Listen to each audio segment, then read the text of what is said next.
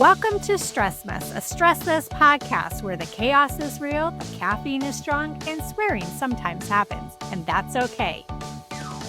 I'm Samantha Elizabeth, health and wellness coach, chronic overthinker, and proud BFFs to stress itself. Here we're ditching perfection, embracing unfiltered real talk, and making mindset shifts that might just keep us from screaming into the void. Let's get messy. Today's episode is called Believe Bigger, and it's one of those conversations that challenges the way you think about what's actually possible for you. I'm sitting down with Lawrence, a youth empowerment speaker who started his speaking career at just 15 and is already traveling, speaking, writing, and helping young people reconnect with who they really are. We talk about the difference between talking and speaking, how journaling reveals the beliefs quietly running in your life, and why your mind doesn't actually hear don't. This conversation is about identity, emotional conviction, and what happens when you stop shrinking your goals to match fear and start believing bigger instead. Hello, Lawrence. How are you? Welcome to the podcast. Thank you. I'm doing pretty great. Good. I'm glad to hear that. We met not too long ago, and I know, and this is something that I love about people too, is that when they introduce themselves and they want to be engaged in something that I'm doing, I love when people make good introductions. You get for me, I get like lots of spam emails, from people, and they want me to buy their product, they want me to sign up for their program or something like that. But you came in with a really nice introduction. So, of course, I wanted to talk about that, talk about your strategy a little bit, because I think it would probably inspire people. But I also wanted to talk about what you do on a regular basis, which is speaking. Yeah. I want to talk about, like, how did you get involved in that? But let's start off with, what do you love about speaking? Sorry, my cat is attacking me. Well, there's a lot of things I love about it. For one, you get to see the impact you have on other people Mm, because there's a difference between talking and speaking. yeah. Talking is just when you're having a conversation with somebody. You're Mhm. talking about the weather, you're talking about your day. But speaking is when you're taking a clear, complex idea, Yeah. trying to explain it in a way that someone can benefit from. So you can think of people like Tony Robbins. He's Yes. motivating people, he's helping you to improve your confidence. Mhm. You could think about somebody who speaks on the subject of sales. Like, have you ever heard of Andy Elliott? I don't know who Andy Elliott is. So Who he's is a that? bald guy who Okay. he originally was a car salesman and now he Okay. does life coaching essentially. Oh, okay. It's kind of like And Zig Ziglar. He was a salesperson before too, and then he yeah, became more of a motivational speaker and a helper. yeah, he's kind of like Zig Ziglar, but a Okay. lot more of like the aggressive type, you Okay. know. Like aggressive. Like, Not aggressive in a bad way, but no, you but know, like, there's preachers essentially who are oh, yeah. very, very Yeah. passionate. It's Yes. kind of like that, but he's Oh, obviously not okay. a preacher. Oh gosh, I'm gonna have to look Now, him up, and I'll put him into the show notes for those that haven't checked him out before. oh yeah, like a lot of his stuff I use where he teaches not just the art of communication, Mhm. but how to truly impact people. Yeah. So that's the thing I love about speaking the most. I get to go into these schools and organizations and show people that they actually matter, but Mhm. not just motivate them and inspire them, but leave them with actionable strategies to work on it. Yeah. So let's go back to, like, what do you actually speak on? What is kind of your, I don't want to say platform, but like, what are your values and, your, the things that kind of drive you? Mm. So, what I speak on is youth empowerment. For Mm. those who don't happen to know what youth empowerment means, it's the process of helping teens and young adults improve their self love, confidence, and overall mental health. Mhm. And the thing that really drive me is my own experiences, where growing up, I often felt so different. Always felt like I was just this odd one out, and that's a really isolating and lonely place to be. Yeah, absolutely. So, Why did you feel that way, do you think? well, there were a lot of factors that went into it.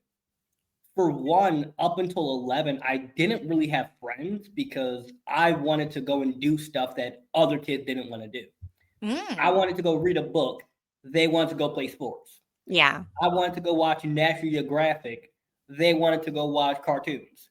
Mm, And because of that, I was always either too much to fit in or not enough like everybody else. And as I got older, I had to learn to just accept who I am and accept what I love and be me. And as I looked around, I realized that most people, they don't ever get to that point mm, because they get stuck trying to be somebody that the world wants rather yeah, than just being them. yeah, So one of the biggest values that drive me is, as cheesy and cliche as people throw this around, it's just being you at your most unapologetic self. yeah. I love that. I also kind of grew up a little different as well too. I mean, and part of it was because we were poor, we were often made fun of. But part of it was also that I did feel like I was a little different, than my peers. I didn't care, and especially like in my teenage years, I really didn't care about like makeup or anything like that. And I was more of like a tomboy, and I think a lot of people just kind of like looked at me and because, we were poor and I was like wearing oversized clothes and looking a little ratty and stuff like that and just kind of a little bit more scrappy, compared to other people. I did also feel that too. And I don't even know if I've ever hit my stride. So let me ask you, how did you find people? Did you eventually find people that were kind of like you or, that were interested in the same similar things as you? Yeah, it was a hard process because before you get to the point of like hitting that stride of just being you all the time, Yeah. you have to go through this phase where people are judging you and they're making fun of how you like to dress and how you talk and your hair and everything about you. Yeah. And only after you go through that like hard process do you find the other people who they also went through it, and you find them in the most strange ways. Yeah. One of my friends, I met him on a train. He just kind of jumped over to me and said like, I love your skateboard, and was like this close to me, and I was like, hey, can you back up a bit? And we've been friends for 3 years. Another one I met while fishing. Mm. Others I've met while I was just on a walk down the street, and they said, I love your suit. And Mhm. I said, wow, I love those pants. Where'd you get them? Yeah. They had on these like bright red oversized pants. And we just had a conversation about that. So finding your people, Mm. it just happens when it happens. But the only way to truly find your people is to first figure out, who am I without the world's opinion. Yeah. Yeah, you're absolutely right. And I know that, for me, because, I was different as well, it was kind of hard because I was trying to be myself, but there were so many ways that I could have like not and fit in with other people. And yeah, I've always found like, especially with bigger crowds and they all kind of act and say similar things and you kind of just want to like get into the groove of that. It you do find that you're kind of losing yourself in that. You Yeah. lose yourself with friends, you lose yourself, in relationships too. And so that's really hard, for people is to figure out who they are and actually to be themselves and accept themselves too, for who they are. So how do you think that you do that, for the youth empowerment? Well, one of the things I mainly teach them is journaling, because Mm, if you just write every day, you yeah. don't have to write about anything in particular. If Mm, you just make a habit of writing every single day, eventually you'll start to notice these patterns and these things you think about consistently. yeah. And then you ask yourself, well, why? Like one of mine is that I was writing about this 2 days ago, actually. So it just came to my head. There's an apartment building right across the street from my office. Like I can see it from my window here. And I want to move there. That's the place I want to live. And part of me felt selfish for that because Hmm. I have a bunch of younger siblings and I help out a lot with them. So I asked myself, well, Lawrence, why do you feel selfish for wanting to move closer to where you work so that you can work more and be able to provide for your family more? What Mm-hmm. about that makes you feel selfish? And it Mm. came down to how when I was younger, I would put other people's needs so far above mine Yep. that whenever I would take care of myself, I felt like that was a bad thing because I'm not taking care of other people. Mm. And we all have these like sneaky little thoughts in the back of our head that only come up when you think about it. And you have to ask yourself why, Yeah. because you're the only person who will ever know you as deeply as you know you. Yep.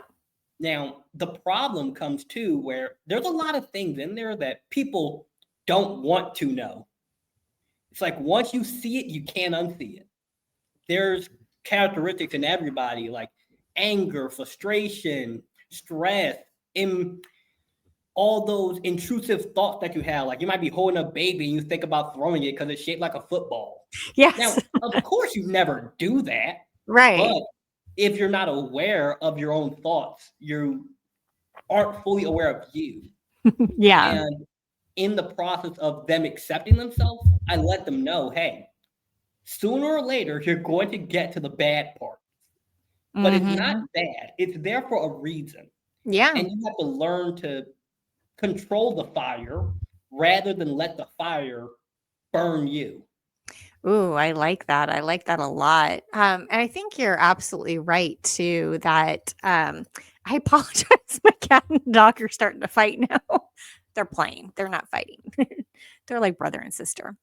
But yeah, I mean, that's the thing is that to find your true self, that is something that is really hard for a lot of people because, and this is something that I talk about with my coaching clients, is that there are voices in our head, not in schizophrenia type of way, but there are voices in our head that tell us things. And it could be, a parent, that implanted that voice in our head that tells us that we're not good enough or they're not proud of us or things like that we say. And I help people to disseminate that is it them telling themselves this, where did that kind of phrase or thought actually come from, to be able to help heal that.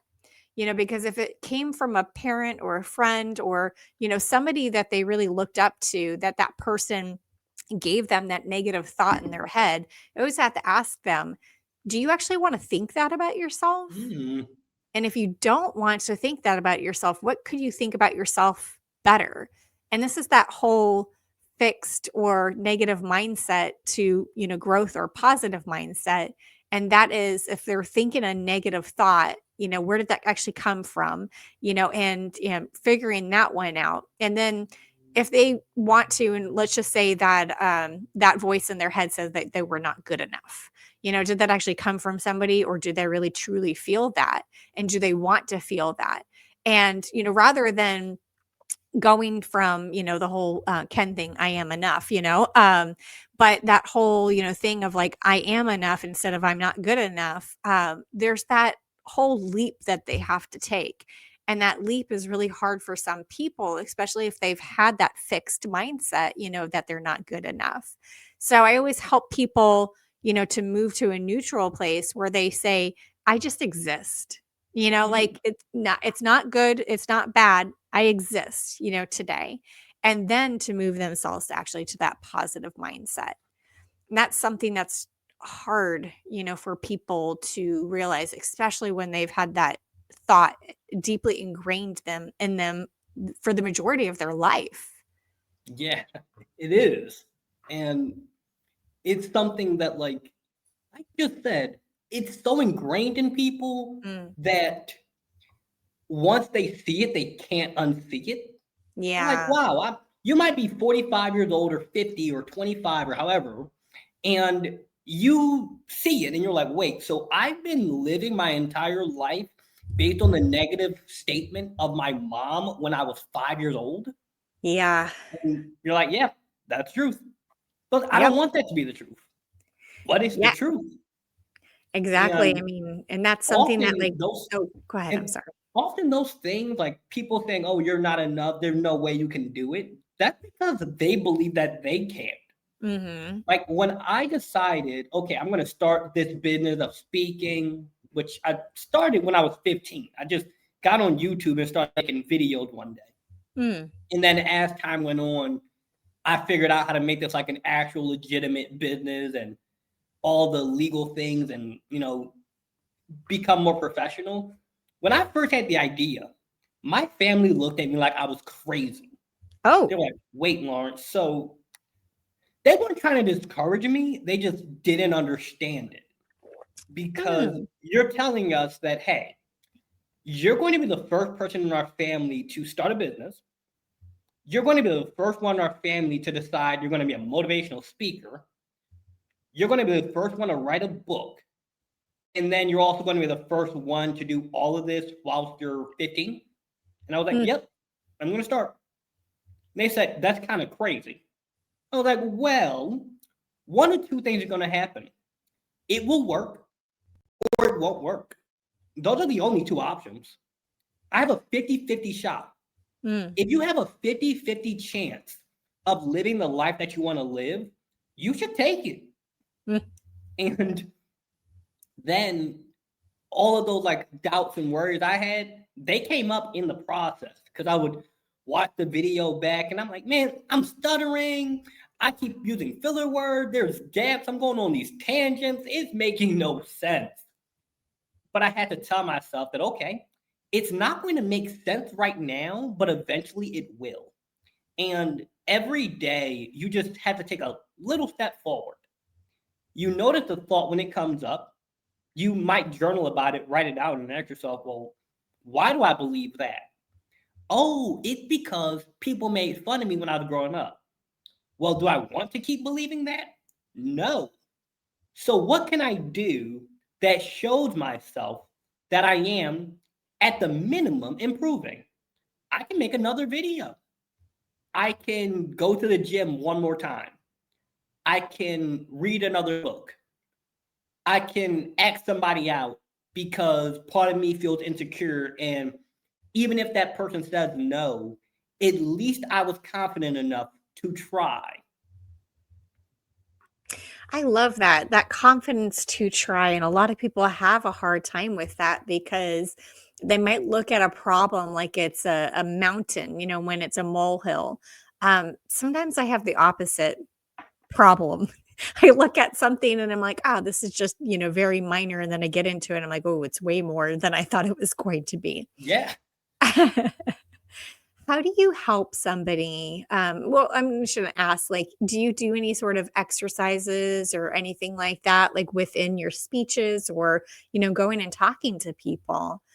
Do you have them do any visualizations other than journaling? I mean, I think that's very valid, is the journaling aspect. But is there anything else without giving away your secret sauce? So, Oh, I give out my secret sauce all the time because the thing is, no one can do it as well as I do it. mm, One of the things I have people do is write out your dream life, like with no limits. Write out your dream life. How much money do you want to make? Do you want to be married? Do you want to live in Beverly Hills? Do you want a 50-bedroom mansion and a Bugatti in your driveway? Do you want a mega yacht? Do you want to be a doctor? What is your dream life? No limits. mm, And then after they write it out, I have them read it. They go around and they read it. Oh, I want to make $1 million a year. I want 3 houses. I want to be self-employed. I want this. I want that. Okay. Why don't you want 10 million? And they're like, well, I don't want to be greedy. Well, if you could write out your dream life, why would you not go higher than you think you can? mm, And then from there, I break it down and explain how what they just wrote down is the limit of what they currently believe is possible. Mhm. And whatever you believe is possible, you'll stop yourself there. This is why people, they can work for 30, 40, 50 years, their whole life, and they never cross a certain income amount. Mm. Because it's not a matter of skill, it's not a matter of knowledge, it's not a matter of ability. It's they don't believe that they're capable of going to that higher level. Limited Someone could, belief. That's yeah, what we call it in coaching, limited belief. You have a limited belief in yourself or what you can do. yeah, because there's people who make millions of dollars a day.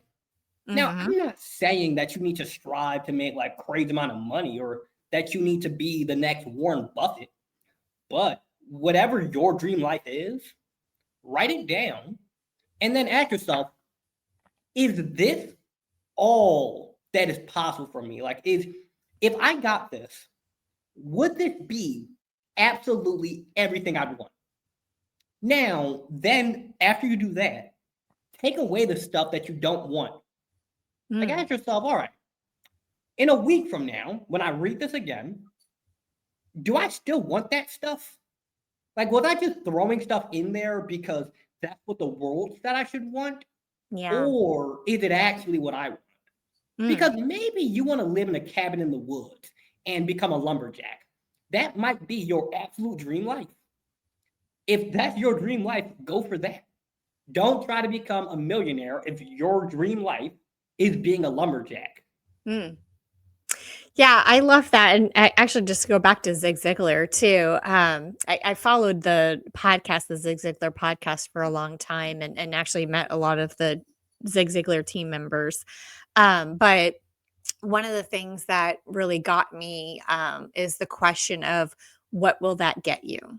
And that is a constant question that they ask within their coaching is what will that get you? And it really helps to understand your true motivation. And they made the example of Zig Ziglar went in and was talking to an executive and trying to get them to buy whatever he was selling. I don't remember what it was, and he was just like, hey, what do you want? He's like, well, I really want my employees to be happy. And they said, oh, okay, well, what will that get you if your employees are happy? And they said, well, if my employees are happy, then we probably will be making more money, as a business and thriving. Okay, well, what will that get you? And then they kept going, what will that get? Well, yeah, well, like over and over and over again, asking the same question to get to the core of that executive just wanted to be able to take time away from the business whenever they could, to go and spend time with their grandchildren in a cabin that they had owned.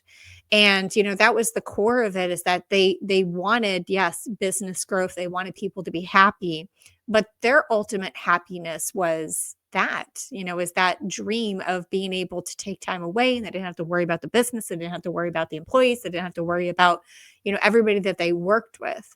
And I think that's wonderful, is to do that exercise. And in project management, we call it the why, the 5 why method. Like why, why is what you ask, several times to help get to the core of what are you trying to actually achieve here. And I love that that's powerful, is to ask yourself those kind of questions so you can come to what is your true motivation? What is your true self in there too, of uncovering all of that, because we do have layers of expectations from other people, or the expectations that we've always had for our lives. And once again, those limited beliefs, or maybe those fixed beliefs too, that we had in our lives. That's something too. Like for me growing up, I said I wanted to have a child by time I was 28. I had one when I was 27, made that goal. But why did I fix that on myself, that I had to have a child? And that actually kind of forced me to marry somebody that I didn't really want to marry. It kind of forced me, to make that path for myself, when I just said, I didn't need to do that to myself, to put those goals and expectations on myself, because that made me do things, in my life, that the path that I didn't want to go down. And now being divorced, that's something that I never wanted for myself either. But putting those kind of goals on yourself and saying this must be done by this certain time, and I never stopped to ask myself why.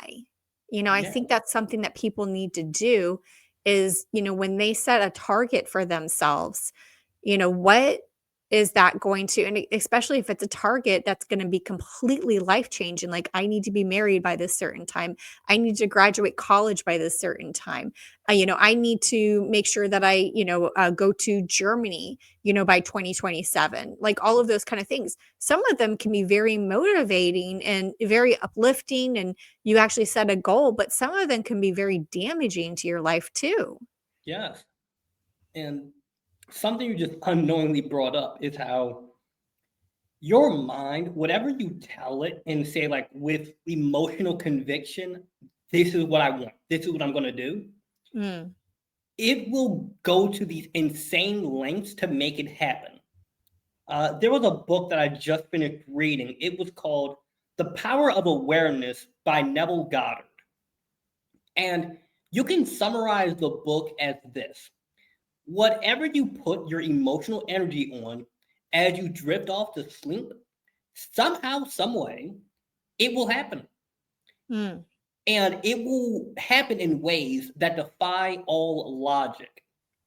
Because to say that I'm going to have a kid by 28, I'm going to be married by this specific age, I'm going to go to Germany by this specific time. mm. More than likely, I'm going to assume that having a kid, being married, going to Germany were things that you had a lot of emotional energy on. Like, Yeah, this is what I really want. I'm going to love this. I'm going to be married. I'm going to have a kid. It's going to be so beautiful.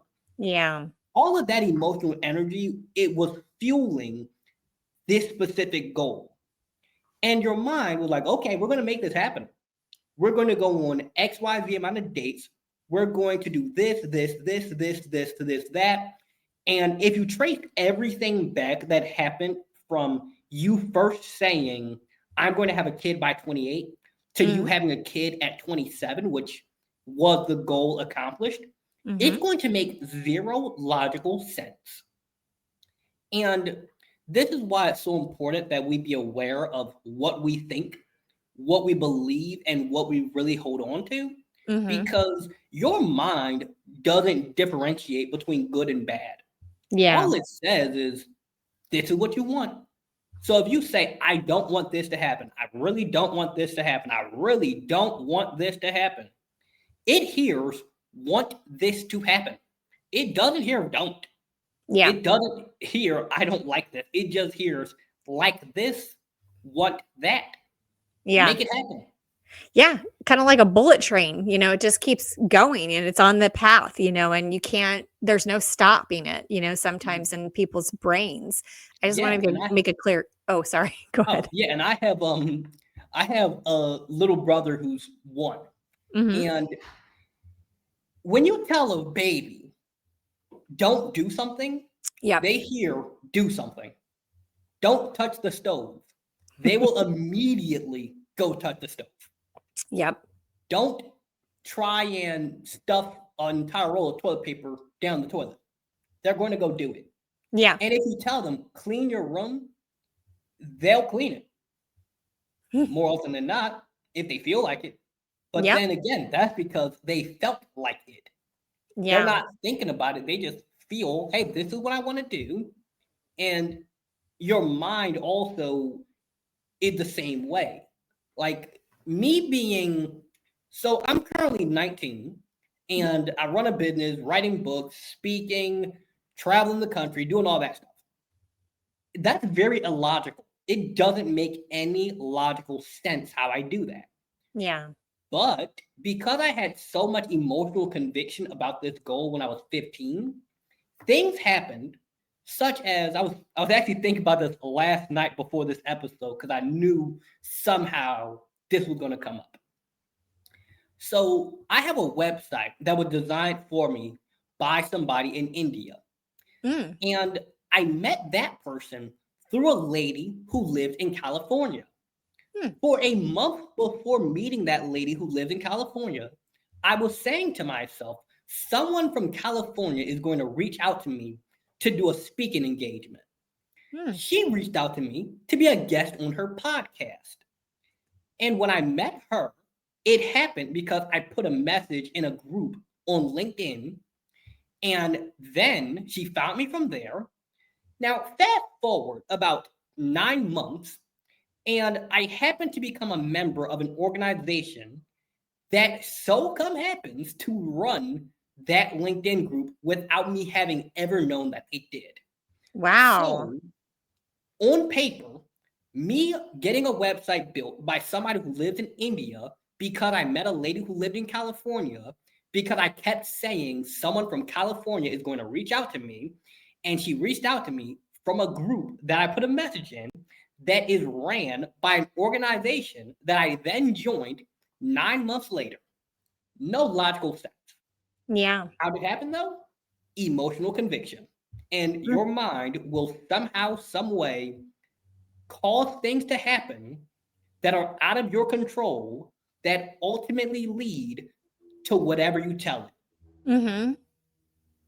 Wow, that is really powerful, and I gotta say that, I had a kind of a similar thing, except for it was a little deflated in the end. So, I don't normally look at my horoscope, but every once in a while I'll look at it, especially if I'm feeling kind of like, um, I just need a positive words or something like that to read.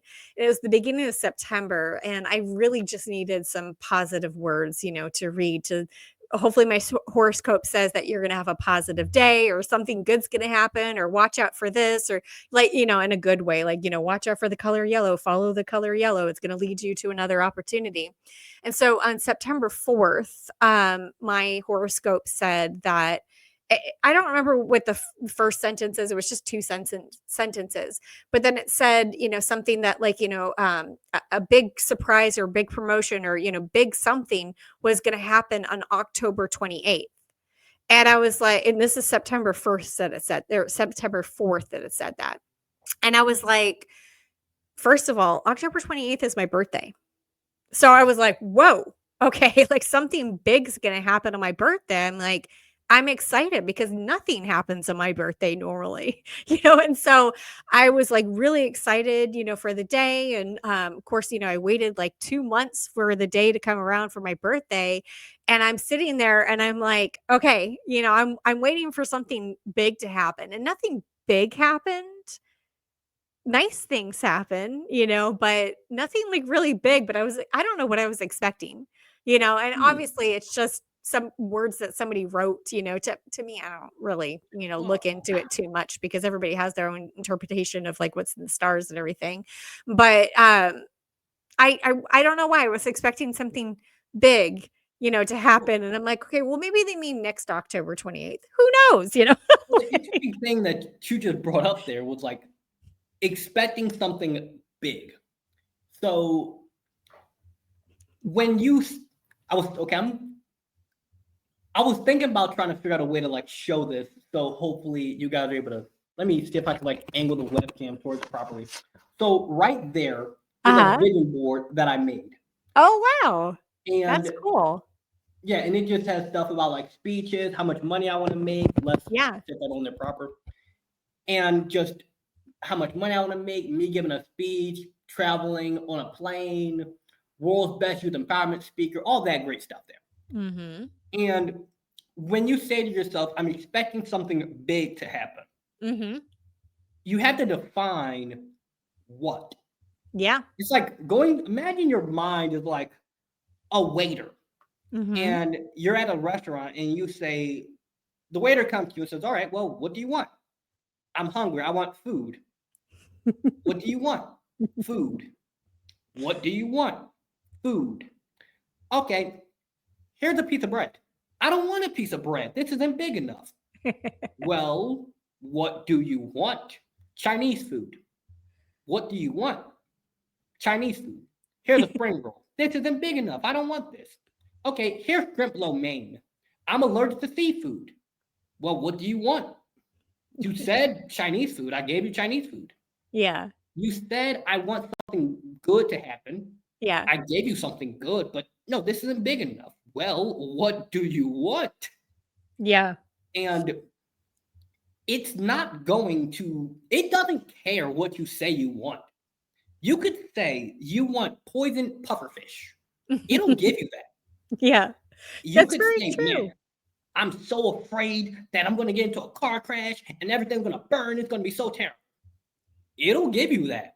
Yeah. This is That why if you're driving a car, the worst thing you can do yeah. is worry because it'll give you exactly what you would say to yourself, I don't want something bad to happen, but actually you kind of do because you care so much Mm. about it. Mhm. It's the mind is really backwards in that way, and that's something that I try to explain to teens, young adults when I speak there because Mm.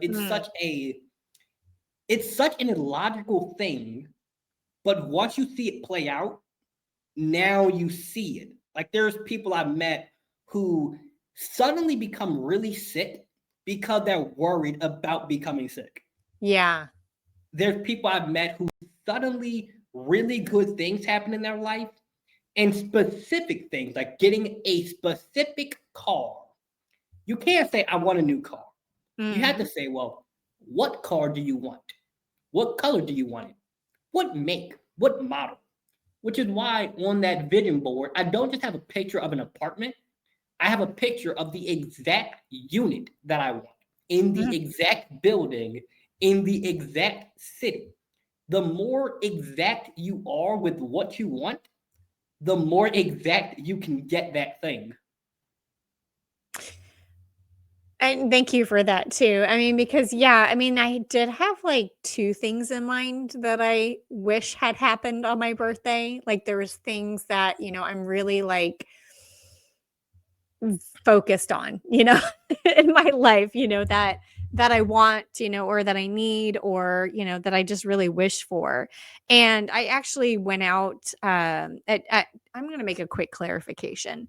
Having a child at 27, marrying, somebody and everything, I just want to say my child is the absolute most wonderful thing that ever happened in my life. So my child listens to this podcast too. So I just want to make a clarification that my child is just absolutely perfect, and I'm so glad that my life took that I went down that path and everything, or else I wouldn't have my child. But anyway, just to go back, I digress here.